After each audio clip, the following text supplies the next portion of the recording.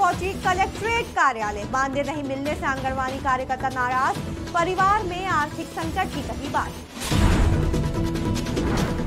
कांग्रेसी महापौर के खिलाफ भाजपा का प्रस्ताव, भाजपा पार्षदों के साथ किया जाता पक्षपात। छत्तीसगढ़ खाद्य उद्योग के अध्यक्ष का 1 दिवसीय प्रवास, कांग्रेस कार्यकर्ताओं से खाद्य उद्योग अध्यक्ष ने की मुलाकात। शिक्षकों की कमी पर घेरे में विधायक निवास, बीईओ कार्यालय के सामने आप नेता दे रहे धरना। संस्कृत विद्यालय में स्मार्ट क्लास का शुभारंभ, भाजपा कार्यकर्ता रहे शामिल। नमस्कार, आप देख रहे हैं आज की खबर, आपके साथ मैं हूं अफीफा मलिक। सुप्रीम कोर्ट से राहुल गांधी को मिली राहत पर कांग्रेसी कार्यकर्ताओं ने गारियाबंद में जमकर जश्न मनाया। दरअसल कांग्रेस नेता राहुल गांधी को मोदी सरनेम वाले मामले में सुप्रीम कोर्ट से राहत मिल चुकी है, जिसके बाद गारियाबंद कांग्रेस कमेटी के अध्यक्ष और कांग्रेसी कार्यकर्ताओं के बीच खुशियां मनाई गई। साथ ही सत्यमेव जयते और राहुल गांधी जिंदाबाद के नारे भी लगाए गए। जश्न का दिन है और निश्चित रूप से आज असत्य में सत्य की जीत मिली है। आज देश में जो नफरत का बाजार चल रहा है, नफरत का माहौल चल रहा है, और आज सुप्रीम कोर्ट के ऊपर हमें पूरा भरोसा और पूरा विश्वास था। आज राहुल गांधी जी की जीत हुई है और निश्चित रूप से राहुल गांधी जी के संसद में आने से अब निश्चित रूप से बहुत बड़ा जो संसद में कांग्रेस पार्टी चाहे इंडिया हो जो उठा नहीं पा रहे थे मुद्दे को, अब निश्चित रूप से वो बहुत बड़ी लड़ाई लड़ी जाएगी। आज देश में जो नफरत का बाजार, जो नफरत का माहौल चल रहा है, मणिपुर जल रहा है, हरियाणा जल रहा है, राहुल गांधी जी के आने के बाद से अब मोहब्बत की दुकानें खुलनी। गारियाबंद में बारिश से बेहाल, सड़कों पर बच्चे स्कूल जाते दिखे। पूरा मामला गारियाबंद के मरड़दोड़ा गांव का है, जहां नल जल योजना के नाम पीएचई विभाग के ठेकेदार ने मेडिकल स्कूल तक सड़क को खोद डाला। वहीं बच्चों के लिए स्कूल तक जाना अब मुश्किल होता जा रहा है। इस पूरे मामले पर पीएचई विभाग के एसडीओ ने कहा कि जल्द मरम्मत के लिए ठेकेदार को निर्देश दिए जाएंगे।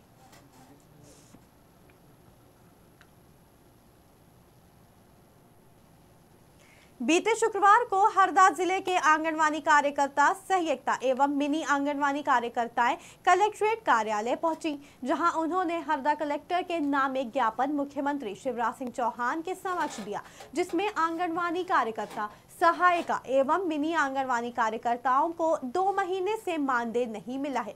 नाराज कार्यकर्ताओं ने जमकर नारेबाजी की। मुख्यमंत्री की घोषणा अनुसार सहायिका को मानदेय वृद्धि 750 रुपए की जगह 1500 रुपए किए जाने की मांग की। हमारी कुछ मांगे हैं, उनका निराकरण हेतु यहाँ पर आए हैं जी।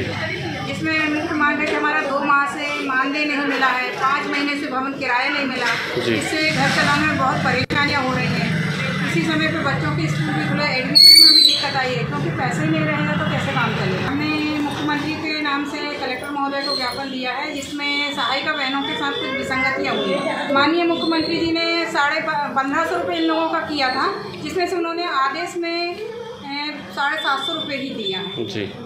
इस कारण हम इसके निराकरण के लिए यहाँ पर एकत्रित हुए। हमारे ज्ञापन की सबसे मुख्य समस्या तो जो हमारी सहायिका बहनों के साथ में विसंगति हुई है, उसे जल्द से जल्द निराकरण कर हमें दूसरे आदेश में ये पारित करें, क्योंकि हमारी सहायिका बहनों का वहाँ जब मन से बोला गया था तो 1500 रुपये बोला था, अभी उनका आदेश में 750 आया है। तो ये विसंगति दूर करें और हमें पिछले आज 4 दिन हो गए हैं, 3 महीने से मानदेय नहीं मिला है, और ऐसा ही चलता रहा तो हमारी कार्यकर्ता बहनें और या हम भी तो हमारे बच्चों का कैसे भरण पोषण करेंगे। हम अपने बच्चों के भरण पोषण के लिए शासन की सेवाएं घर घर पहुंचाते हैं, लेकिन हमें अगर हमारा मानदेय ही समय पर नहीं मिला, हम जब मानदेय की बात करते हैं हमेशा यही बोला जाता है बजट नहीं है। बजट सभी लोगों के लिए होता है, खाली आंगनबाड़ी कार्यकर्ता के लिए नहीं होता।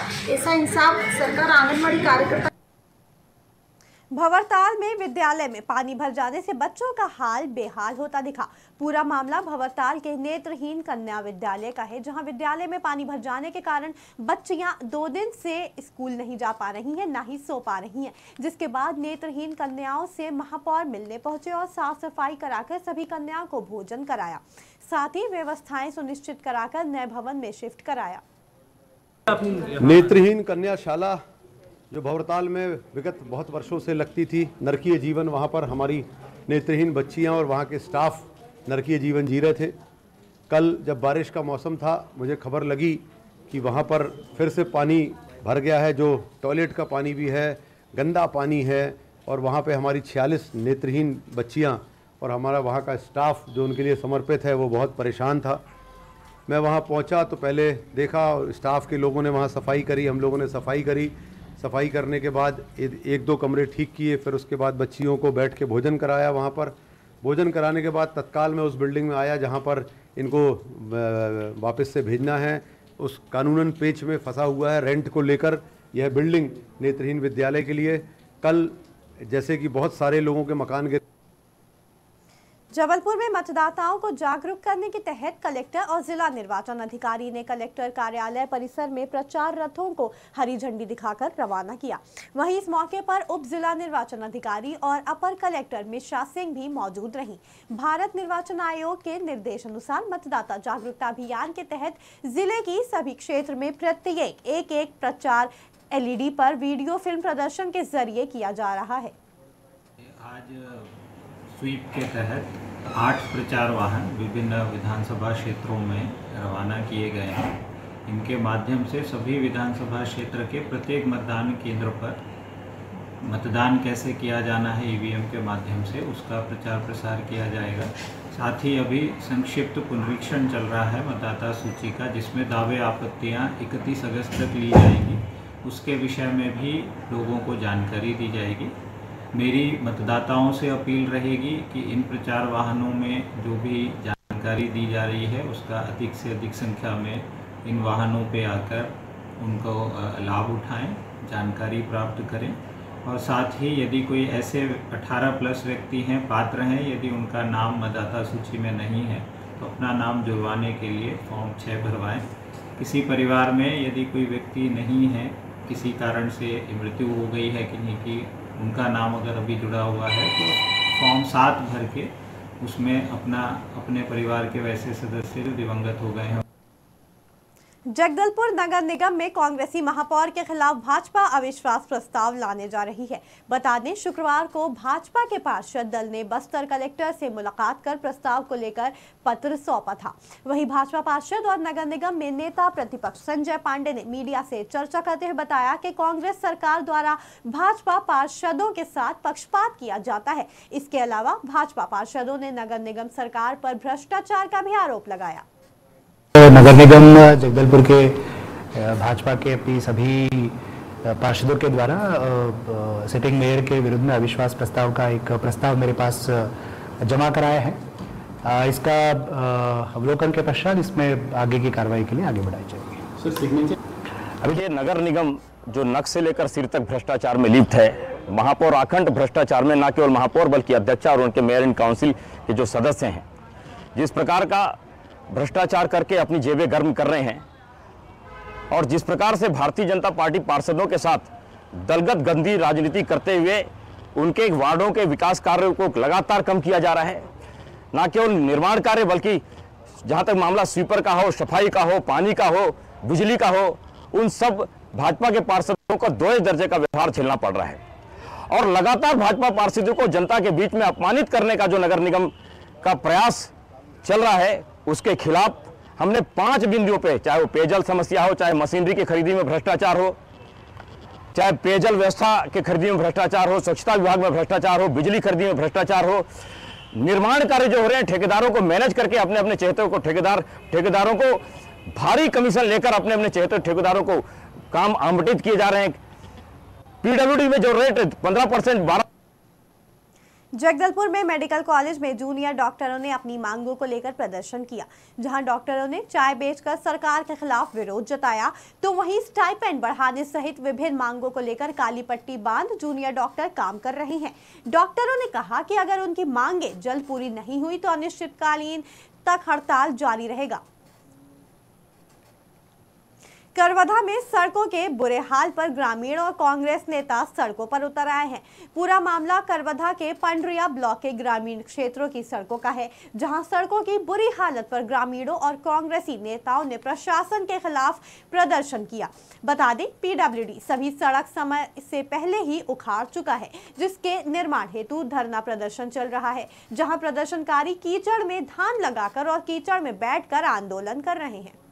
आप देख रहे हैं हम लोग, ये कोयलारी कला करके गांव है, यहाँ सिर्फ 2 किलोमीटर सड़क को छोड़ा गया है और अगर गांव में आने जाने की बात हो, इमरजेंसी की बात हो, तो गाड़ियां आ नहीं सकती, सिवाय खाट में ले जाने का कोई दूसरा व्यवस्था नहीं है।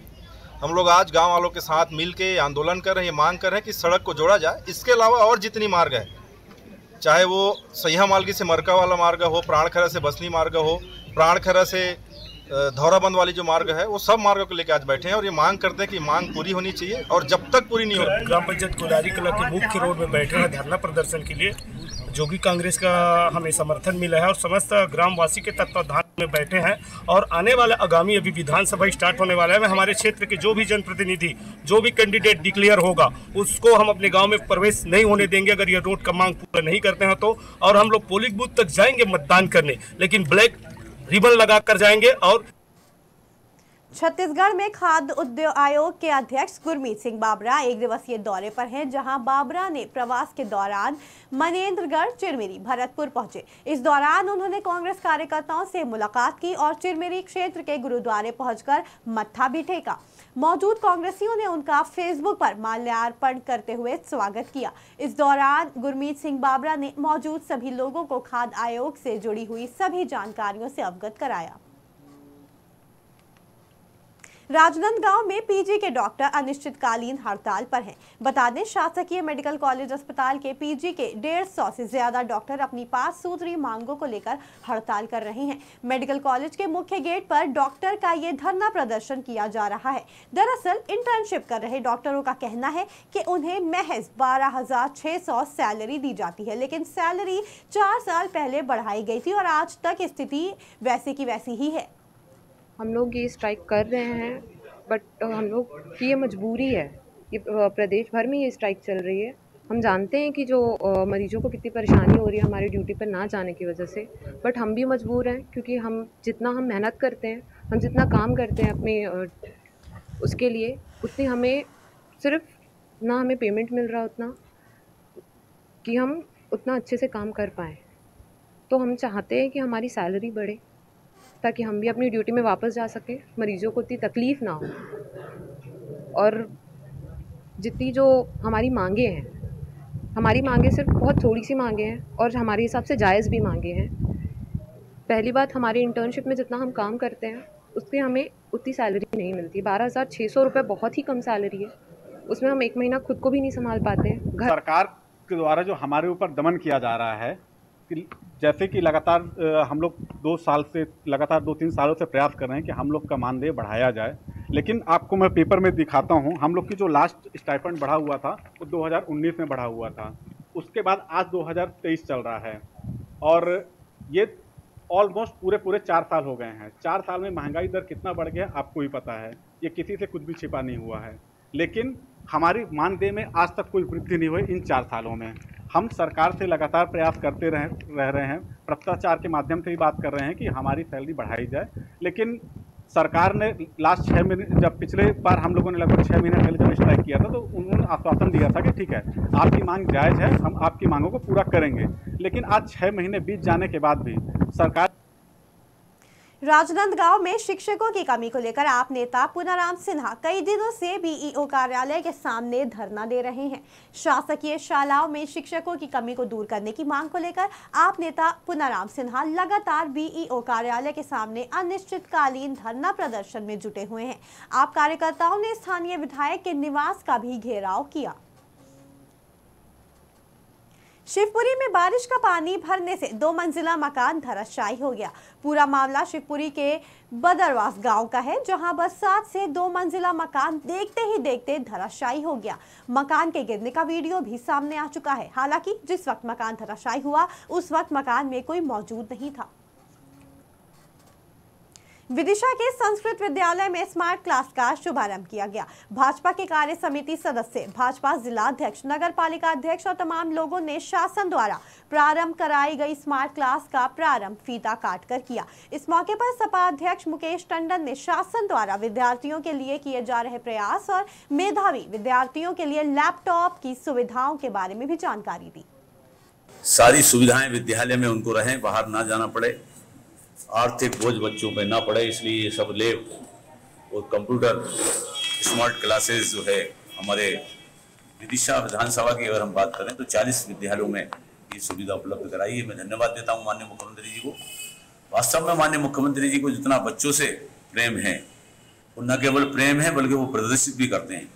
आप देखें, बच्चों को लैपटॉप दे रहे हैं, बच्चों को स्कूटी दे रहे हैं, बच्चों के बेहतर खेल करके वो अपना अच्छा प्लेटफॉर्म उनको उपलब्ध हो जाए, इसके लिए अनेक प्रकार के आयोजन करा रहे हैं। खेल का बजट बढ़ा दिया, विद्यालयों में हमारे यहाँ CM राइज स्कूल बन रहे हैं, बेहतर मेधावी छात्र योजना में अनेक बच्चे हमारे जो है विदेशों में तक पढ़ रहे हैं। वास्तव में सहायता जो माननीय मुख्यमंत्री जी की है प्रदेशवासियों के लिए, उसकी।